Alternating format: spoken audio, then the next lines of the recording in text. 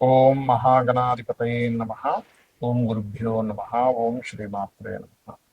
అరుణాం కరుణాతరంగితాక్షీం ధృతపాశాంకుశపుష్పబాణచాపాం అనిమాదిభిరావృతాం మయూకైః అహమిత్యేవ విభావయే భవాని. శ్రీమాత్రే నమ. ప్రేక్షకులకి ఆ లలితాంబిక అమ్మవారి యొక్క అనుగ్రహం పరిపూర్ణంగా కలగాలని స్ఫూర్తిగా కోరుకుంటూ మనం ఈరోజు వివాహము తర్వాత వాళ్ళ యొక్క లైఫ్ స్టైల్ చాలా మార్పులు వస్తాయండి. వివాహం వివాహ జీవిత భాగస్వామి గనక మంచి వ్యక్తి వస్తే వాళ్ళ యొక్క జీవితం 90% మారిపోతుంది పాజిటివ్గా. అదే సరైన వ్యక్తి రాకపోతే 99%, 90 నుంచి 99% కూడా కావచ్చు, ఒకసారి నెగిటివ్లోకి వెళ్ళిపోతుంది. మరి వివాహం తర్వాత కొన్ని కొన్ని సంఘటనలు వాళ్ళలో ఇవాళ రేపు మనం చూస్తున్నాం. భార్యని భర్త చంపేయడం, భర్తని భార్య చంపేయడం, చాలా సంఘటనలు ఈ మధ్య మరి ఈ నెల అయితే ఎక్కువగా చూసాం. మరి మీకు కలిసి రావాలి, మ్యారేజ్ తర్వాత ఎటువంటి ఇబ్బందులు కలగకుండా ఉండాలంటే ఏం చేయాలి, అసలు ఎటువంటి కాంబినేషన్ ఉంటాయి, ఎటువంటి లగ్నం వారికి వివాహ సంబంధంగా బాగుంటుంది, బాగోకపోతే ఏ పరిహారాలు చేసుకోవాలి అనేటువంటి విషయాలు ఇప్పుడు మనం తెలుసుకుందాం. అయితే ఈ విషయాలు చెప్తుంది నేనైనప్పటికీ కూడా చెప్పిస్తుంది సాక్షాత్ లలిత అమ్మవారిగా భావిస్తూ ఒక్కొక్కరి గురించి తెలుసుకుందాం. వృషభ లగ్నము, వృషభ రాశి. వృషభం వారికి లగ్నాధిపతి శుక్రుడు, సప్తమాధిపతి కుజుడు. ఈ లగ్న సప్తమాలు శుక్ర కుజుడైనందుకు వీళ్ళు కనుక పాడవకపోతే వీళ్ళిద్దరి మధ్య విపరీతమైన మంచి అట్రాక్షన్ ఉంటుందండి. ఏది వృశ్చిక లగ్నం కానివ్వండి, లేనట్లయితే ఈ యొక్క వృషభ లగ్నం కానివ్వండి. మరి ఇలా ఉన్నప్పుడు ఇది ఈ సప్తమ స్థానాధిపతి వృషభ లగ్నానికి 7వ అధిపతి కుజుడు. ఈ కుజగ్రహం కనుక పాడైతే, ఎందుకంటే సర్వసాధారణంగా శుక్రుడు లగ్నమైనందుకు సప్తమాధిపతి కుజుడైనందుకు వీళ్ళకి వచ్చేటువంటి జీవిత భాగస్వామి ఎంతైనా సరే కాస్త కాంపిటేటివ్ స్పిరిట్ ఉండేటువంటి వారు, ఇటువంటి వారు వస్తారు. కానీ మరి వీళ్ళకి మరి కలిసి రావడం ఎలాగా అంటే, కుజుడు కనుక బాగుంటే వీరు వేరే ప్రాంతానికి వెళ్ళడం ద్వారా కలిసి వస్తుంది. అంటే విదేశీ సంబంధము అలా వచ్చింది, లేకపోతే విదేశాలకు వెళ్ళాల్సిన ఛాన్సెస్ వచ్చాయి, అప్పుడు చాలా చక్కగా ఉంటుంది వృషభం వారికి. ఉన్న ప్రదేశంలో ఉంటే డెవలప్ అవ్వరు, ఇది వివాహం తర్వాత. మరి ఇదే కుజుడు పాడైపోయాడు, శనితో ఉన్నాడండి అంటే 9వ అధిపతితో ఉన్నాడు, దశమాధిపతితో ఉన్నాడు అంటే ఇక్కడ వేరే రిజల్ట్స్ చాలా రకరకాలుగా వస్తాయి. జీవిత భాగస్వామి జాబ్ చేయడము. కాకపోతే శనితో ఉన్నప్పుడు ఏమవుతుందంటే, వీరు గనక వివాహ సంబంధించినటువంటి విషయంలో ఆలస్యం చేస్తేనే మంచిది, త్వరగా చేసుకోవడం కంటే కూడా. సప్తమాధిపతి ముఖ్యంగా కుజుడు శనితో ఉన్నప్పుడు. అలాగే జీవిత భాగస్వామి పేరు మీద ప్రాపర్టీస్ కొనేటప్పుడు చూసుకొని కొనాలి. అయితే ఇక్కడ ఈ సప్తమ వ్యయాధిపతి కుజుడు అయినందుకు వీలైనంత మట్టుకు హోమ సంబంధించినటువంటివి చూడండి, ఏదైనా ఆలయంలో ఏదో హోమం జరుగుతుంది, అక్కడికి వెళ్ళి మీకు తోచినటువంటి సేవ చేయండి.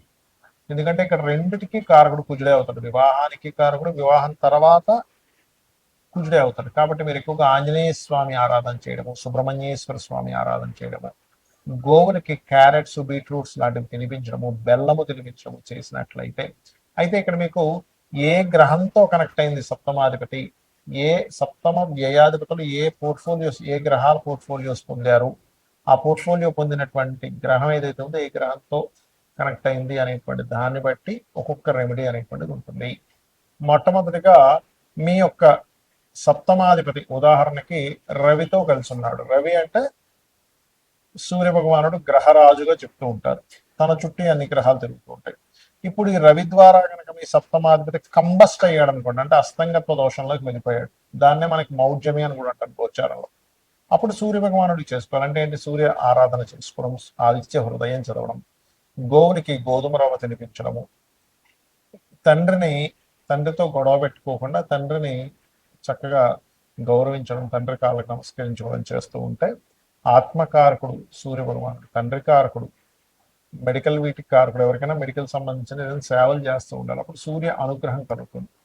అలా కాకుండా అంటే ఇప్పుడు ఒకవేళ సూర్యుడితో కనుక సప్తమాధిపతి ఉంటే కొంచెం డామినేటివ్ గా ఉంటారు, శుక్రుడు ఉన్న సూర్యుడితో అలా ఉంటూ ఉంటారు. లైక్ ఎక్కువగా శుక్రుడితో కనుక సూర్యుడు ఉంటే ఇక్కడ స్పర్మ్ కౌంట్ కూడా తక్కువగా ఉంటుందని చెప్తూ ఉంటారు పురుషులకి. స్త్రీలకైతే వాళ్ళకి వేడి స్వభావం ఎక్కువగా ఉంటుంది. అలా కాకుండా చంద్రుడు సంబంధాలు వచ్చాయి సప్తమ సంబంధానికి.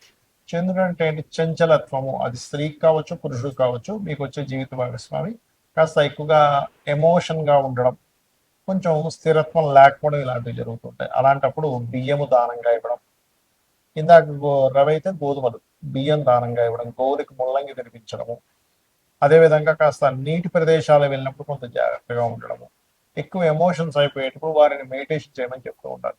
ఏమవుతుందంటే ఓవర్ ఎమోషన్స్ అయిపోవడం, తద్వారా కూడా ఇద్దరి మధ్యన గొడవలు వస్తూ ఉంటాయి. అయితే ఇక్కడ సప్తమ స్థానం అనేటువంటిది ఎప్పుడు కూడా జీవిత భాగస్వామి యొక్క రూపురేఖల్ని, వాళ్ళు ఎలా ఉంటారు అనేటువంటి చెప్తుంది.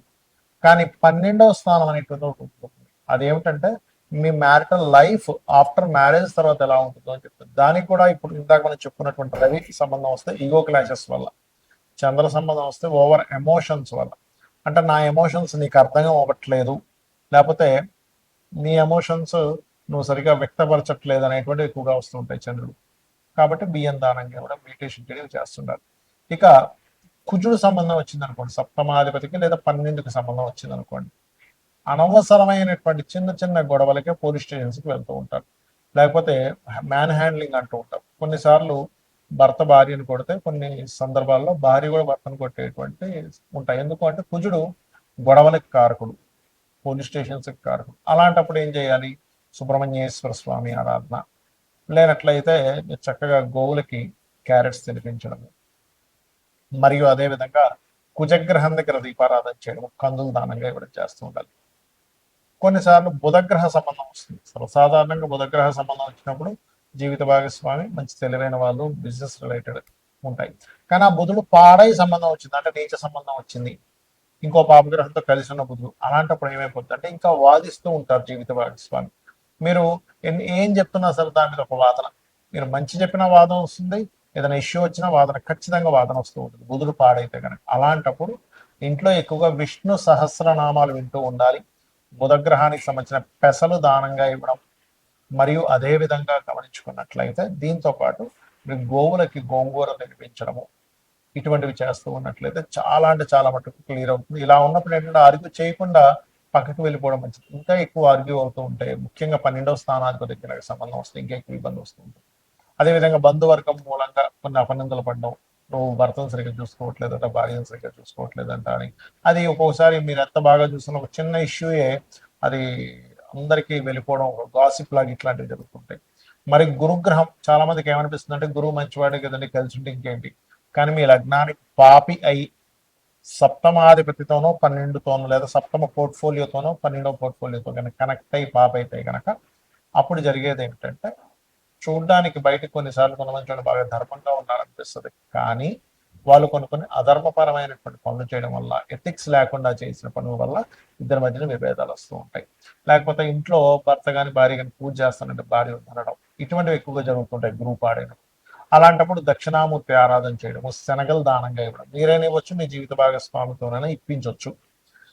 అలాగే గోవులకి గోసేవ చేసుకుంటే అరటి కాయలు, సన్నగా తురిమి అరటికాయలు, మనం కూర వండుకునేది అరటి పళ్ళు కాదండి, అరటికాయలు తినిపించడం చేస్తే బాగుంటుంది. ఇక కొంతమందికి డైరెక్ట్ గా శుక్రుడే పాడవుతాడు. అంటే ఇది ఎంత డేంజరస్ అంటే ఇది ఎక్కువగా మన ధనులగ్నానికి ఎక్కువ దీని ఎఫెక్ట్ ఉంటుందండి. ఎందుకంటే షష్టమ లాభాధిపతి పూర్వజన్మ కర్మకారకుడు.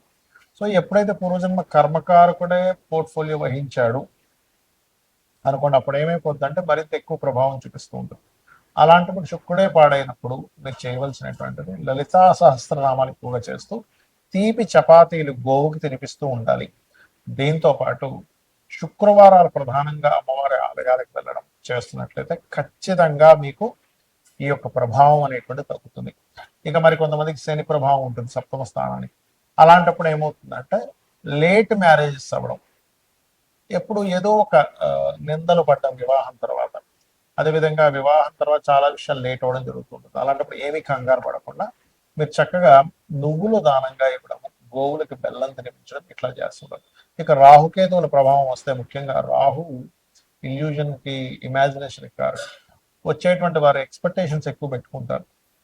కాబట్టి రాహు ప్రభావం ఉన్నప్పుడు దుర్గా ఆరాధన చేయడం, మినుములు దానంగా ఇవ్వడం చేస్తూ ఉండాలి. కేతు ప్రభావం ఉంటే కాస్త సెపరేషన్, అప్పుడప్పుడు దూరంగా ఉండడం జరుగుతుంటుంది. దాన్ని అర్థం చేసుకోవాలి. చాలా మంది ఏమంటారంటే నేను దూరంగా ఉంటాను అనుకున్నప్పుడు అదేమవుతుంది, దూరంగా ఉండే యోగాలు భార్యాభర్తల మధ్యన వచ్చినప్పుడు వీళ్ళు కొంతకాలం దూరంగా పెడుతూ ఉండాలి. అందుకే మనకు చూడండి ఆషాఢ మాసంలో అమ్మాయిని ఫస్ట్ టైము వాళ్ళ పుట్టింటికి పంపిస్తూ ఉంటారు. అంటే ఏమిటంటే కొన్ని సార్లు కొన్ని విషయాలు ఆ గ్రహస్థితులు అలా ఉన్నప్పుడు అది వాంటెడ్లీ మనం చేస్తే దాని యొక్క దోషం పోతుంది. అయితే ఎవరికైనా వివాహం అవ్వట్లేదు, ఇలా శని సంబంధమనో, రాహుత్వ సంబంధమనో, పాప సంబంధం సప్తమాధిపతికి వచ్చినప్పుడు లలితా సహస్రనామాల్లో ఉన్నటువంటి గొప్ప నామం అవుతుంది. అది చేసుకుంటే ఖచ్చితంగా మంచి సంబంధం, త్వరగా వివాహం అవుతుంది.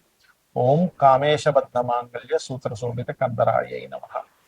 ఇక వివాహం అయిందండి కానీ మాకు ఇబ్బంది వస్తుంది, ఎప్పుడు ఏదో గొడవలు వస్తున్నాయి అనుకున్నప్పుడు మీ వ్యయాధిపతి అంటే మీ 12వ స్థానాధిపతి, 12వ పోర్ట్ఫోలియో కారకుడు ఏ గ్రహం ద్వారా పాడైందో తెలుసుకొని మనం ఇప్పుడు చెప్పినటువంటి దానాలు ఇవ్వడం.